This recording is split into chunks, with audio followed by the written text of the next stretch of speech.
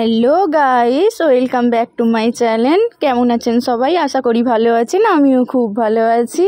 অনেক দিন পর আমি একটা নতুন ভিডিও নিয়ে হাজির হয়ে গেলাম। থাম্বনেল দেখে অবশ্যই বুঝতে পেরেছেন আমি কোথাকার ভিডিও নিয়ে এসেছি। তো যাই হোক, আমি আপনাদেরকে আমার সাথে আজ ঝাড়গ্রামে ট্যুর করাবো। ঝাড়গ্রাম খুবই সুন্দর একটা ডেস্টিনেশন। তাহলে কথা না বাড়িয়ে চলুন শুরু করা যাক আজকের ভিডিও আমার সাথে ঝাড়গ্রামের ট্যুরে। তো আমরা শনিবার যেহেতু গিয়েছিলাম, সমস্ত এক্সপ্রেসগুলো প্রায় বন্ধই ছিল আর অনেক সকালে ট্রেন ছিল, তাই জন্য আমরা আর প্যাসেঞ্জার টিকিট না কেটে লোকাল ট্রেনে করে হাওড়া টু খড়গপুরগামী ট্রেন ধরে খড়গপুরে পৌঁছে গেছিলাম। খড়গপুর থেকে আমরা টাটা মেমু নিয়ে, ওইটাও লোকাল ট্রেন ছিল, সোজা পৌঁছে গেছিলাম ঝাড়গ্রামে। আমাদের সমস্ত ব্যবস্থাই করা ছিল। আমরা খুবই সামনাসামনি জায়গায় ছিলাম। খাবারের জায়গা থেকে হোটেলের দূরত্ব আমাদের খুবই কম ছিল। হোটেলটা চেনা ছিল, তাই জন্য আমরা সরকারি দপ্তরের হোটেলেই খাবার খেয়েছিলাম। খুবই পরিষ্কার পরিচ্ছন্ন খাবার। তো ওই কাকুই আমাদের ব্যবস্থা করে দিয়েছিল। তো ঝাড়গ্রামটা ঘুরে দেখবো কিভাবে, আর পরের দিন কোথায় যাব, কি দেখব, সমস্তটাই গাইড করে দিয়েছিল। ও দাঁড়ান, আপনাদেরকে তো একটা জিনিস বলাই হলো না। আমরা কতদিন ছিলাম? আমরা ছিলাম 2 দিন 2 রাত্রি। কারণ আমরা পরের দিনে খুব সকালবেলা চলে এসেছিলাম। যাই হোক, আপনারা 3 দিন 2 রাত্রি থাকার প্ল্যান করতেই পারেন, খুবই ভালো হবে। তো চলুন বলে দেওয়া যাক কোথায় কোথায় ঘুরেছিলাম। আমরা পৌঁছেছিলাম 2টোয়। 2টো থেকে খাবার দাবার খেয়ে 3টের মধ্যে রেডি হয়ে গেছিলাম। গাড়ির ব্যবস্থা হয়ে গিয়েছিল। গাড়ি করে সোজা চলে এলাম ঝাড়গ্রামে কালী মন্দিরে। কালী মন্দিরটা আপনারা দেখলেন এতক্ষণ ধরে। খুবই সুন্দর ডেকোরেশন করা, নিচে থেকে ওপর পর্যন্ত দুদিক দিয়ে সিঁড়ি দিয়ে খুব সুন্দরভাবে সাজানো, আর মূর্তিটাও খুব সুন্দরভাবে গয়না দিয়ে সাজানো ছিল। দেখলেই মনটা জুড়িয়ে যাবে। তারপরে আমরা এখন আছি কনক দুর্গা মন্দিরে। আমরা কনক দুর্গা মন্দিরের উদ্দেশ্যে রওনা দিয়ে দিয়েছিলাম। তো দেখতে পাচ্ছেন এই পুরো জায়গাটা হলো কনক দুর্গা মন্দিরের জায়গা। এই যে আমরা মন্দিরে পৌঁছে গেছি। সবাই কনক দুর্গা মন্দিরের নামেই ঝাড়গ্রামকে চেনে, কারণ ঝাড়গ্রামে বেশিরভাগ সবাই ট্যুর করতে আসে কনক দুর্গা মন্দিরে যাওয়ার জন্য। দেখতে পাচ্ছেন কত বড় এরিয়া নিয়ে পুরো রাস্তাটা ছিল, দুধারে গাছের সারি, দেখতেই পেয়েছেন। আর তারপরে তার ভেতরে এসে দেখতে পাবেন এই মন্দির। পাশে একটা বাচ্চাদের পার্কও আছে, চাইলে একটু বিশ্রামও নিয়ে নিতে পারেন। বা কেউ যদি নিজের বেবিকে ক্যারি করেন, তাহলে কিছুক্ষণ বিশ্রামের জন্য ওই জায়গাটা খুবই ভালো।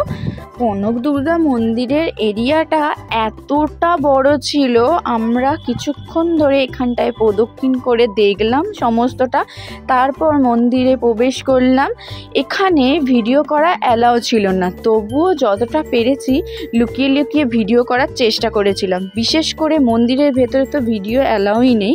দেখুন কতটা সাবধানে মায়ের মূর্তিটা আমি ভিডিওয়ে নিয়েছিলাম, তাও পুরোটা ক্যাপচার করতে পেরেছিলাম না, অনেক বারণ করেছিল, আমরা বন্ধ করে দিয়েছিলাম। এরপর মন্দির থেকে ধীরে ধীরে আমরা বেরোচ্ছিলাম। মা বেশি কিছুক্ষণ দাঁড়িয়ে গেল, দেখতে পাচ্ছেন।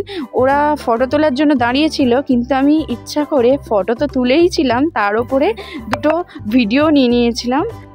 ওরা তো স্টিল দাঁড়িয়ে গেছিল ফটো তোলার জন্য। আমি যে ভিডিও করছিলাম লুকিয়ে লুকিয়ে বুঝতেও পারলো না। কিছুক্ষণ আমি ওখানে দাঁড়িয়ে ভিডিও করছিলাম। কাকুটা এসে, যদিও বা মায়ের মূর্তিটা নেব, এসে সামনেতে এমনভাবে প্রণাম করতে লেগে গেল, করলাম না, তাই জন্য চলে এলাম রাজবাড়িতে।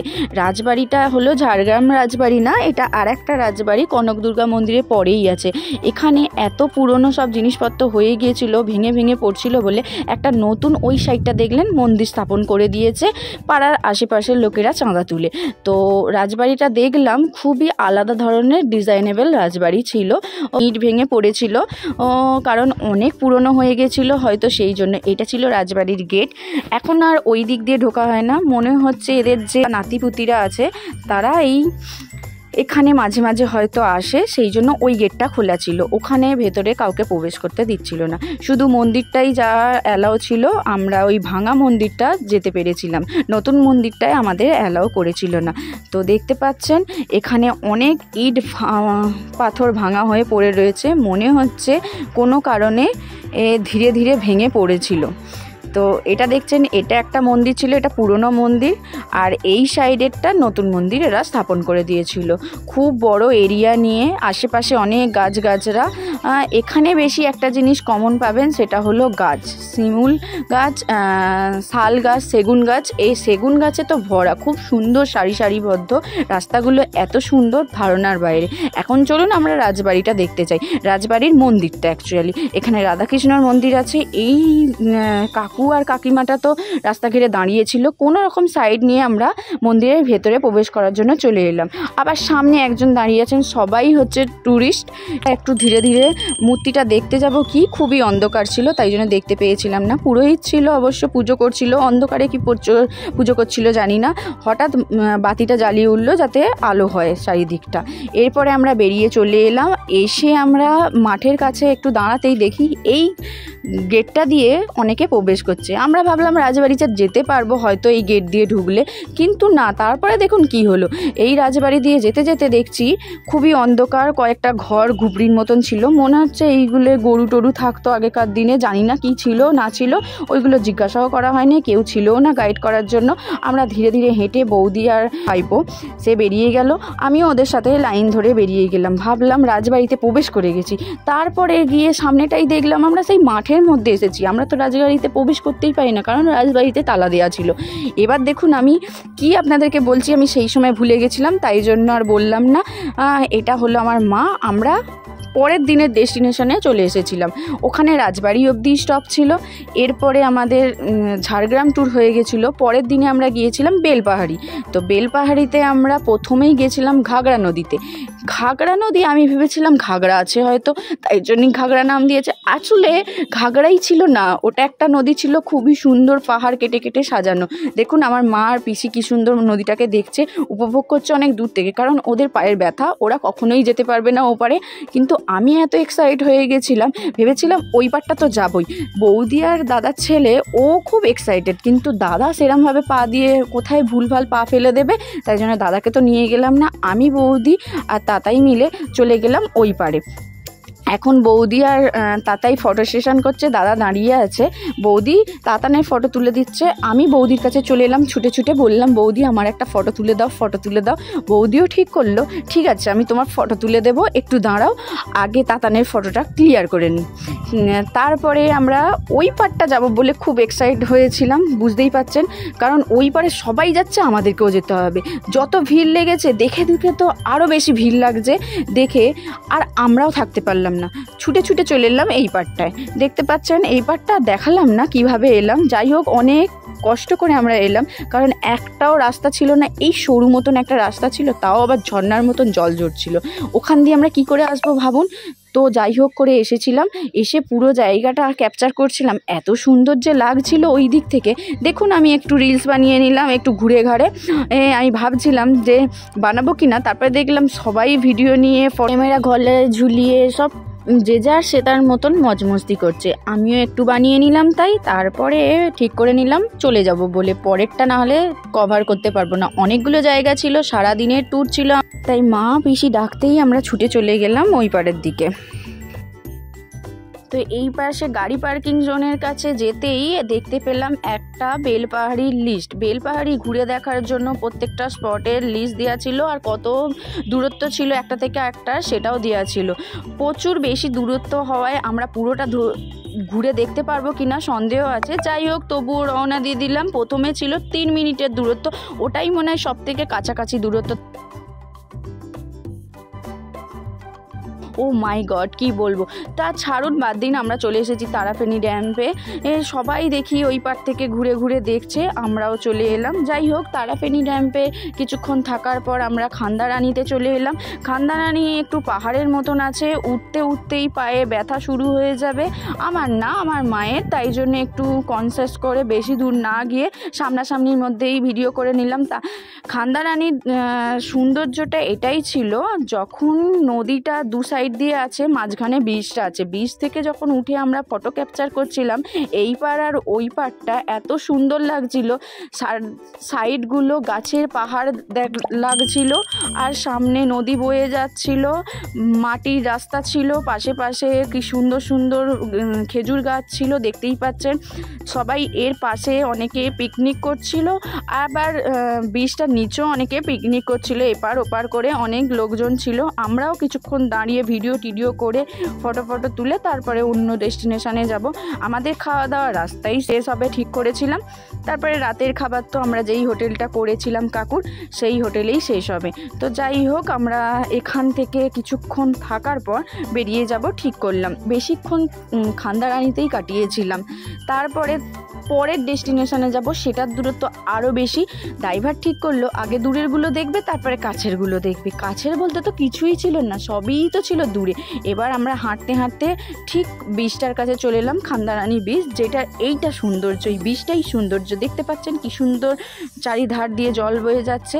এটা বর্ষাকাল হলে খুব জলের তেষ্টা থাকতো, কি সুন্দরভাবে জলটা পড়ছে প্রত্যেকটা জায়গা দিয়ে। এটা খুব সুন্দর লাগছিল। পাশে এই গাছগুলো আরও সৌন্দর্য দিচ্ছিল, আর অপোজিট দিকে তাকালে তো আরও সুন্দর সুন্দর দৃশ্য দেখতে পাবেন। এবার আমরা চলে এলাম গাঁড়রাসানি পাহাড়ে। তো এটা একটা খুব সুন্দর পাহাড়, এটা অনেকটা উঁচু, মনে হয় সব থেকে এই পাহাড়টাই উঁচু ছিল বেলপাহাড়ি। তো আমরা উঠতেই থাকছিলাম, পিসিরা তো উঠতে পারলো না, পিসি দাদা তারা বসে পড়লো। আমরা তিনজনেই লাস্ট পর্যন্ত পুরো চূড়ায় উঠে আমাদের ডেস্টিনেশন কমপ্লিট করেছিলাম, মানে এই রাসানি পাহাড়টার ওপরে উঠে।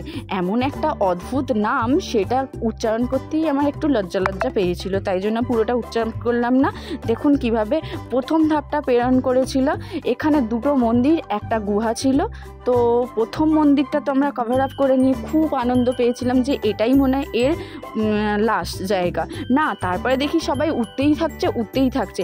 আমরাও ঠিক করলাম যে আমরা গিয়েই ছাড়বো। আমাদেরকে বারণ করছিল অনেকক্ষণ ধরে যে অন্যগুলো আর দেখতে পারবি না, টাইম লস হয়ে যাবে। তবুও আমরা যাব, আমরা তো ছাড়ার পারতি না।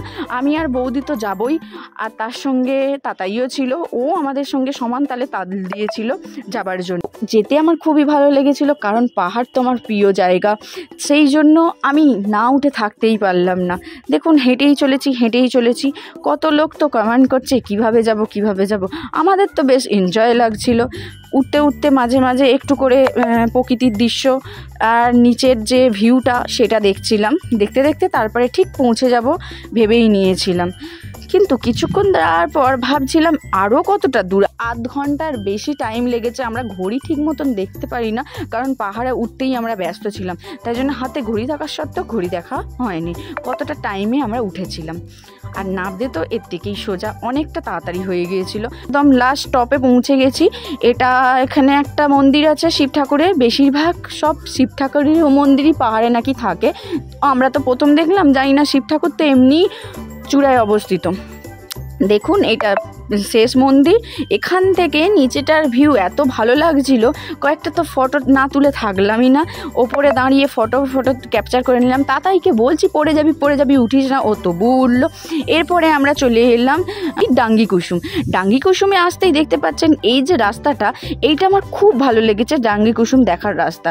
তো আমরা ভেবেছিলাম খুব বড় ঝর্ণা হবে, অ্যাকচুয়ালি সেরকম কিছুই না। দেখুন এখানে আসতে দেখতে পেলাম এই একটা ছোট্ট মতন ঝর্ণা, অল্প জল পড়ছে। এটা নাকি বর্ষাকালে খুব সুন্দর দৃশ্য হয়ে যায়, অনেক বেশি জল পড়ে। মনে হচ্ছিল শিব ঠাকুরের স্থানের জল, যেটা এই জায়গা দিয়ে প্রবাহ হচ্ছে, এরকম একটা কিছু মনে হয়েছিল। যাই হোক, এটাই আমাদের শেষ ডেস্টিনেশন ছিল, কারণ সন্ধ্যা নেমে আসার কারণে আর পুরো জায়গাটা ট্যুর করতে পারলাম না। এখানে হাতি বেরোনোর ভয় থাকে সবার, তাই জন্য সন্ধ্যার আগে পুরোটা কভার আপ করে নেওয়া উচিত।